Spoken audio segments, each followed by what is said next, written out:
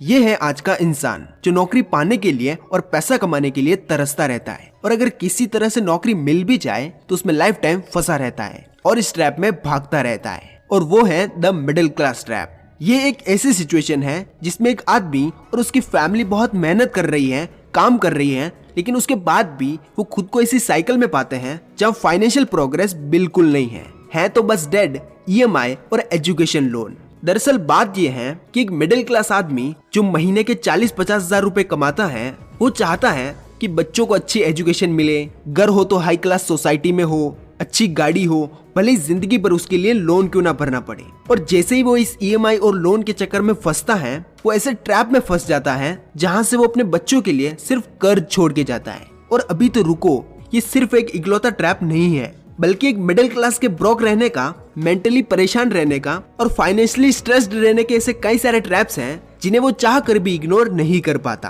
तो आज की ये वीडियो आपके लिए ज्यादा जरूरी इसीलिए है क्योंकि इसमें आपको ये पता चलेगा कि जाने अनजाने में पैसों को लेकर जो गलतियां आपके पेरेंट्स ने की, वो गलतियां आप खुद करने से बच सको। So let's begin. Middle class trap number 1, spending habit. दोस्तों इससे मिलिए, ये है रोहित। ये ग्रुप का एक ऐसा इंसान है जिसे हमेशा ही पैसों की तंगी रहती है।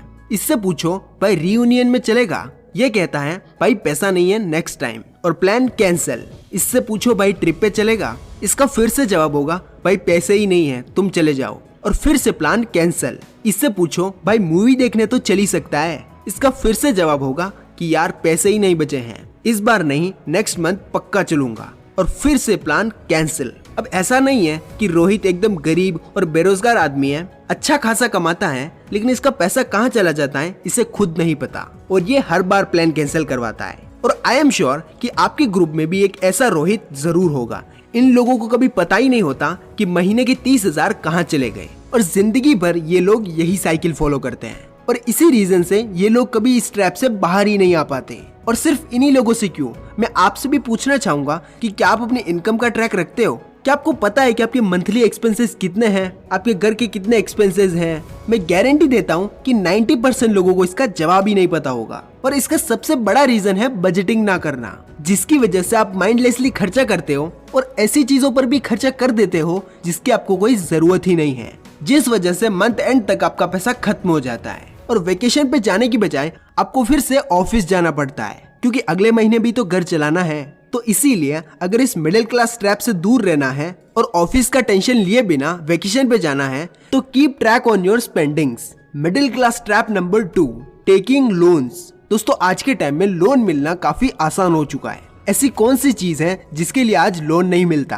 फोन लेना है, लोन ले लो, कार लेनी है, लोन ले लो, घर लेना है तो भी लोन पे ले लो। और लोन ही एक ऐसा रीजन होता है जिससे लोग मिडिल क्लास ट्रैप में फंस के रह जाते हैं। अब ऐसा नहीं है कि अमीर लोग लोन नहीं लेते, रिच हो या फिर मिडिल क्लास, लोन हर कोई लेता है, लेकिन फर्क ये है कि मिडिल क्लास आदमी लोन लेके लाइबिलिटीज क्रिएट करता है, जबकि रिच पीपल लोन लेके एसेट्स क्रिएट करता है। जब भी एक मिडिल क्लास आदमी लोन लेता है तो उससे वो गाड़ी खरीदता है जो या तो उसके गैराज में खड़ी रहती है या फिर उससे वो घूमता फिरता है, पर वो गाड़ी उसके लिए कोई इनकम क्रिएट करके नहीं देती है, इसलिए वो गाड़ी उस मिडिल क्लास आदमी के लिए लाइबिलिटी का काम करती है। जबकि एक रिच पीपल जब लोन लेता है, जैसे मान लो उसने लोन लेकर एक कमर्शियल बिल्डिंग खरीदी, तो वो उस बिल्डिंग में गद्दा डाल के तो सोएगा नहीं, ऑब्वियसली वो उसे भाड़े पर चढ़ाएगा, जिससे हर महीने उसे रेंट मिलता रहेगा। तो एक तरह से वो बिल्डिंग उस अमीर आदमी के लिए एसेट का काम करती है।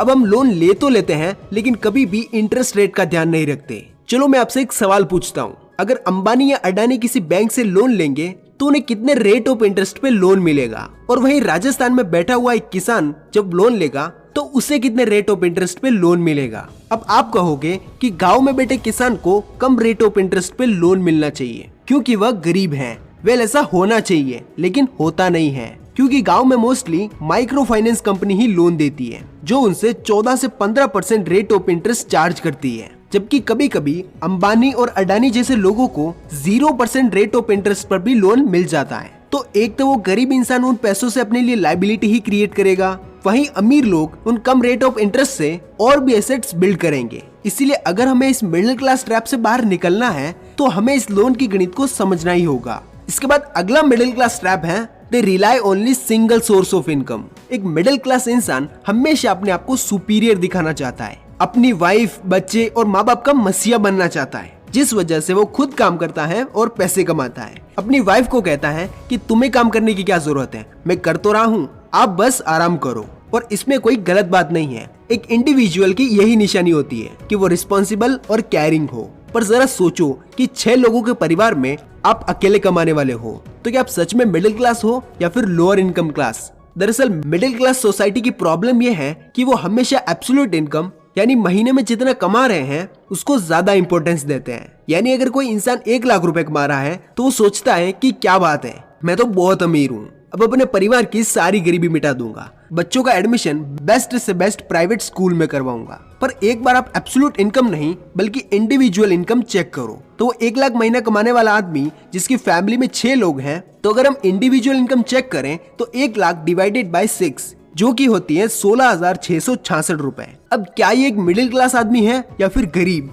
हर इंडिविजुअल की अगर इनकम देखी जाए तो वो तो सिर्फ 16,000 आ रही है, तो वो इंसान खर्चे और टैक्सेस निकालने के बाद 15 से 20,000 भी नहीं बचा पाएगा। और एक टाइम के बाद उस पर इतना प्रेशर आ जाएगा कि वो समझ ही नहीं पाएगा कि 1 लाख भी इनफ है या फिर नहीं।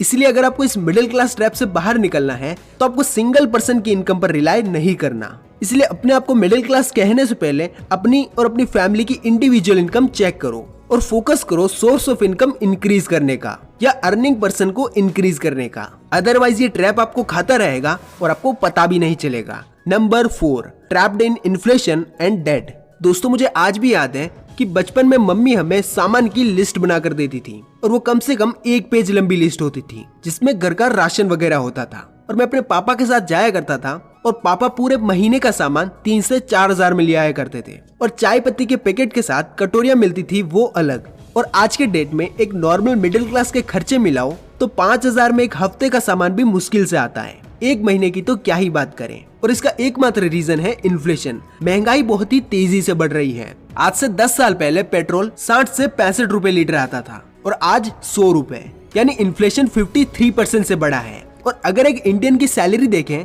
तो वो 10 साल पहले थी 25,000 और अब है 30,000, यानी इंक्रीज रेट है बस 15 से 17%। इन्फ्लेशन तो तेजी से बढ़ रहा है लेकिन हमारे मिडिल क्लास की सैलरी नहीं। इसीलिए वो अपने लाइफस्टाइल को बेहतर बनाने के लिए सहारा लेते हैं लोन्स का, जो आज के टाइम में फूड ऑर्डर करने जितना आसान हो चुका है। अब मिडिल क्लास की मेंटेलिटी ये है कि हम सिर्फ इन्फ्लेशन को देखते हैं और सिचुएशन को ब्लेम करते हैं, और इसमें तो हम माहिर हैं। कोई नई स्किल्स एक्वायर करके इनकम नहीं बढ़ानी, सेविंग्स नहीं करनी, बस ब्लेम करके हमें लगता है कि हमारी सारी प्रॉब्लम सॉल्व हो जाएगी। बिल्कुल नहीं। इन्फ्लेशन कल भी बढ़ा है, आज भी बढ़ रहा है और आगे भी बढ़ता रहेगा। लोन आज से 10 साल पहले भी मिलते थे, आज भी मिलते हैं और आगे भी मिलते रहेंगे। अब ये आपको डिसाइड करना है कि आपको इस ट्रैप में फंसे रहना है या फिर ब्रेक फ्री होकर फाइनेंशियली इंडिपेंडेंट बनना है।